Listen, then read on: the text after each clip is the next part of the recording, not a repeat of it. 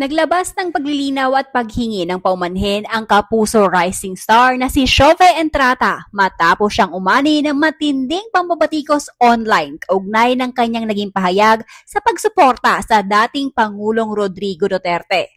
Sa isang Instagram story nitong Martes, sinabi ng aktres na hindi niya inaasahang magiging viral ang kanyang dating pahayag. Anya, bago pa lang siya sa ganitong sitwasyon at nauunawaan niyang nakasakit siya ng ilang tao. Dagdag pa ni Entrata, iniiwasan niya talagang magsalita tungkol sa politika dahil sa pagiging divisive nito. Gayunman, binigyang din niya na mas mahalaga para sa kanya ang pagmamahal sa bayan at ang paninindigan laban sa mga suliranin tulad ng korupsyon. Sa huli, pinasalamatan niya ang mga patuloy na nagbibigay ng suporta at nangakong magiging mas maingat at responsable sa mga susunod niyang pahayag. I'm deeply grateful for the support of many you have shown. Bago lang po lahat to sa akin, kaya pasensya na po sa lahat ng na-disappoint at nasaktan ko.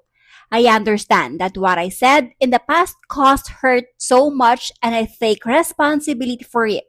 Sa totoo lang po, iniiwasan ko po talaga ang magsalita tungkol sa politics dahil napaka-divisive nito. Ang mas mahalaga sa akin ngayon ay ang mahalin ang bayan at manindigan laban sa sumisira nito tulad ng korupsyon, lalo na po ngayon.